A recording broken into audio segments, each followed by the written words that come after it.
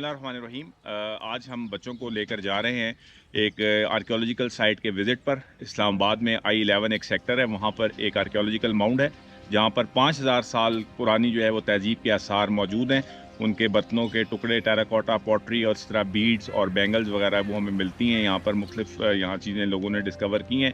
तो बच्चों को हम फील्ड में ये दिखाने लेकर जा रहे हैं कि फ़ील्ड में जो आर्कियोलॉजिकल साइट हैं वो कैसे डिस्कवर की जाती हैं, वहाँ पर रिकॉनेसेंस कैसे किया जाता है, सर्वे कैसे किया जाता है और फिर उनकी जो एक्सकेवेशन कैसे होती है। तो जो मुख्तलिफ स्टेप्स आर्कियोलॉजिकल फाइंडिंग्स में यूज़ होते हैं उसको आज हम बच्चों को दिखाएंगे और उनको समझाएंगे और इस तरह जो है फील्ड में उनको प्रैक्टिकल नॉलेज जो है वो ऑब्टेन हो।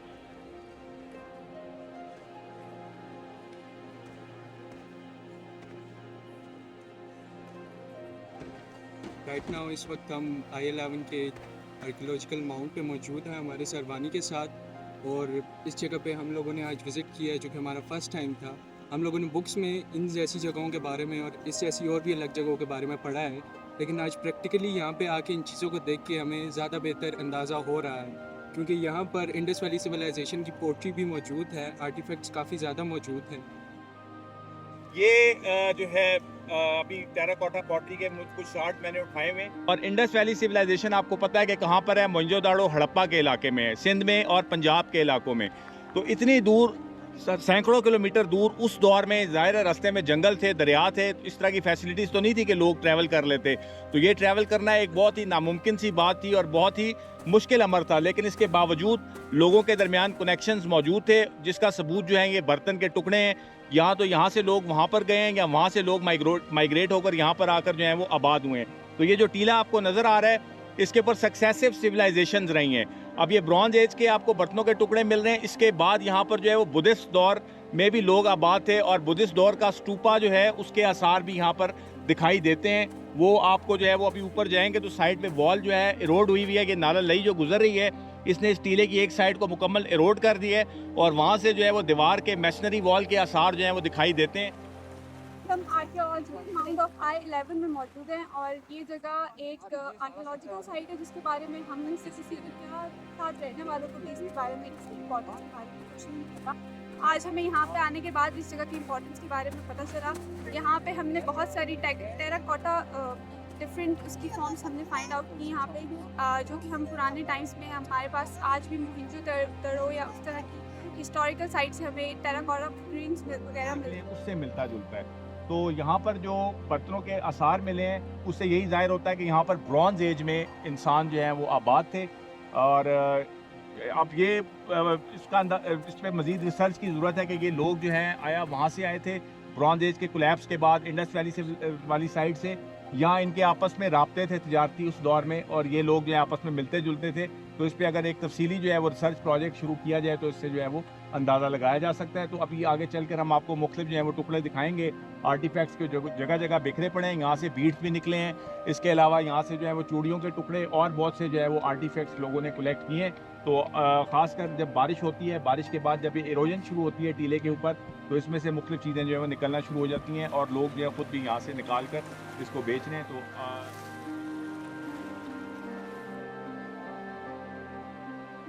जो कि हम इधर आए हैं, हमारा मकसद जब हम कॉलेज में पढ़ते हैं, आर्कियोलॉजी पढ़ते हैं, उसमें आप सबको जैसे कि पता है कि क्लास में पढ़ने में और प्रैक्टिकल कर देखने में बहुत फ़र्क है। और जब आप प्रैक्टिकल करते हैं तो आपको बहुत कुछ ऐसी चीज़ें जो क्लास में नहीं समझ आ रही हो तो उसके बाद आपको सब कुछ समझ आता है।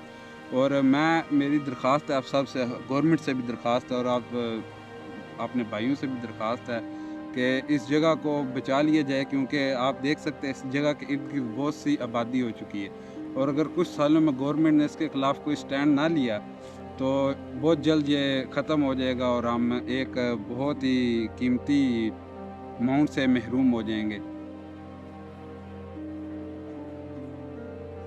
रिसोर्सेज ना होने की वजह से यहाँ पे एक्सकवेशन सही जगह तरह से हो नहीं पा रही है, तो स्टूडेंट्स का यहाँ पे आके इंटरेस्ट काफ़ी ज़्यादा बढ़ सकता है अगर हम आर्कियोलॉजी की फील्ड में आए। तो यही मैं कहना चाहूँगा कि आर्कियोलॉजी की फील्ड में लोगों को आना चाहिए ताकि उन्हें अपने कल्चर के बारे में, अपनी हिस्ट्री के बारे में पता चल सके ज़्यादा से ज़्यादा।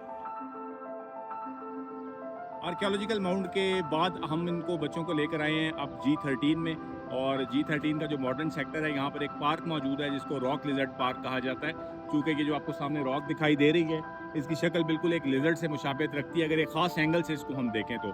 और इसकी एक ख़ास जो है वो तारीख़ है।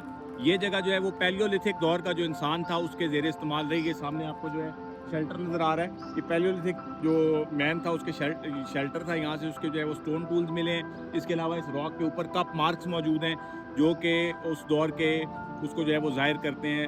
जो हमें दुनिया के मुख्तलिफ हिस्सों से ऐसे कप मार्क्स मिले हैं जो कि पैलियोलिथिक दौर से ताल्लुक़ रखते हैं। तो सिमिलर किस्म के जो कप मार्क्स हैं वो इस रॉक के ऊपर भी मौजूद हैं। तो इनको यहाँ पर लाने का बुनियादी मकसद एक तो इस्लामाबाद की तारीख से रोशनास करवाना था, दूसरा आर्कियोलॉजिकल मेथड्स फील्ड में कैसे अप्लाई होते हैं ये बताना था, और तीसरी चीज़ जो है इनमें ये अवेयरनेस क्रिएट करनी थी कि आर्कियोलॉजिकल जो साइट्स हैं उनकी हिफाजत कैसे की जाए और ये क्यों ज़रूरी है।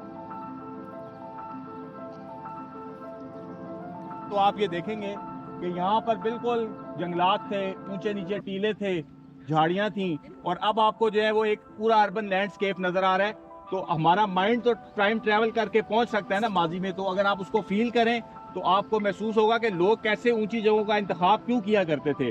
अब यहाँ से आपको देखें कि 360 डिग्री का व्यू नज़र आता है। तो हमले की सूरत में या जानवरों से बचने के लिए जो है वो इस किस्म की ऊंची जगहों का इंतखाब करते थे। और साथ ही जो है इस टीले के तीन तरफ जो है वो नदी बहती है जिसको नाला लई कहा जाता है। ये देखें आप सामने नाला लई जो है वो दिखाई दे रही है। तो नाला लई पहले जो पुरानी आबादियाँ होती थी वो हमेशा पानी के किनारे पर होती थी और ऊंची जगहों पर होती थी। तो ये टीला ऊंची जगह पर भी है और इस माउंट के तीन तरफ से नाला लई बहती है। एक शाख उस साइड से आ रही है ईस्ट वाली साइड से, और एक ये वेस्ट से आ रही है, और फिर ये बिल्कुल आकर जो है वो साउथ वाली साइड पे दोनों मिल जाते हैं। तो इस तरह तीन तरफ से तो इसको बिल्कुल जो है वो कवर था। एक साइड से जो है वो स्टीप वॉल थी जहाँ से लोग जो है डिफेंस के लिए भी इसको जो है वो उस दौर में इस्तेमाल करते थे। ज़ाहिर है कि उस दौर में इस इलाके में बहुत से जंगली जानवर भी मौजूद थे, राइनोसेरॉस भी थे, एलिफेंट्स भी थे, लॉयंस भी यहाँ पर पाए जाते थे, टाइगर्स भी थे, लेपर्ड्स भी थे। तो ये अब जो है जो अर्बनाइजेशन हुई है ये चीज़ें ख़त्म हो गई हैं, लेकिन माजी में लोग इनसे बचने के लिए एक तो ऊंची जगहों का इस्तेमाल करते थे और हमलावरों से भी महफूज रहते थे, और फिर साथ ही पानी का सोर्स भी मौजूद होता था। आज आप बदकिस्मती से ये अर्बनाइजेशन की शाखसाना है कि आप देख सकते हैं कि हमारी जो नेचुरल वाटर स्ट्रीम्स हैं बिल्कुल तबाह हो चुकी हैं। रावलपिंडी इस्लामाबाद जब बन रहा था तो उस वक्त इसका पानी बहुत साफ़ होता था, लोग इसको पीने के लिए भी इस्तेमाल करते थे, इसमें मछलियाँ भी पाई जाती थी। लेकिन अब आप देखेंगे पूरे इस्लामाबाद का सीवेज का जो पानी है वो इसमें डाला जाता है, और अल्टीमेटली ये पानी जाकर सदर के करीब दरिया स्वां में गिरता है। और दरिया स्वां आपको पता है कि ट्रिब्यूटरी है दरिया सिंध की, और मखट के करीब दरिया स्वां जो है वो दरिया सिंध में गिर जाता है। तो इस तरह पूरे शहर का जो वेस्ट है वो जाकर अल्टीमेटली दरिया सिंध में शामिल हो जाता है। पॉलिनेशन कहा जाता है इस प्रोसेस को, ठीक है। तो ये आर्कियोलॉजी के साथ साथ आप बॉटनी वगैरह भी सीख रहे हैं। इसी तरह ये पौधा आपको नज़र आ रहा है जी, अभी अगली क्लासेस में जाके 5th सेमेस्टर में आपने एनवायरमेंटल साइंस पढ़नी है, वो भी मैं पढ़ाता हूँ। तो ये आप देख सकते हैं पौधा, ये इन्वेजिव स्पीशीज़ है, ये पाकिस्तान में नहीं पाया जाता था, ये अमेरिका से आया है। अमेरिका जो गंदम एड के तौर पे हमें देता था, यहाँ पर आपको गोडाउन्स नज़र आ रहे हैं, यहाँ पर गंदम जो है वो स्टोर की जाती है। उस गंदम में ये जो है पौधा आया है, इसको पैरीथियम कहते हैं, और ये इतना ज़्यादा इसको ये इन्वायरमेंट सूट की कि ये अब एक इन्वेजिव स्पीशीज़ बन चुका है। जहाँ पर भी आप जाएंगे हर गाँव देहात में आपको एक पौधा नज़र आएगा, और इसने लोकल स्पीशीज़ को जो है वो रिप्लेस करना शुरू कर दिया है। तो इसी तरह दो किस्म की स्पीशीज़ होती हैं, एक को एक्जॉटिक स्पीशीज़ कहा जाता है, एक को एंडेमिक। तो ये एक्जॉटिक स्पीशीज़ है, यानी कि बाहर से आई हुई है, किसी और इन्वायरमेंट की स्पीशीज़ है। जो आर्कियोलॉजी डिपार्टमेंट है उसको जो चाहिए कि फिलफौर इस जगह को जो है वो महफूज बनाया जाए, ताकि जो है एक सकाफती जो हमारा विरसा है वो बिल्कुल तबाह ना हो जाए या बिल्कुल ख़त्म ना हो जाए। बेसिकली स्टडी जो होती है वो किताब पढ़ लेना, किताब को याद कर लेना, दिस इज़ नॉट इनफ। और आप अगर चाहते हैं कि कुछ सीखा जाए तो प्रैक्टिकल लाइफ में बहुत ज़रूरी है। इसके साइड पे थोड़ी फेंसिंग वगैरह लगा दे तो ये जगह रिजर्व हो सकती है और लोगों को इसके बारे में, इसकी इम्पोर्टेंस के बारे में बताया जा सकता है।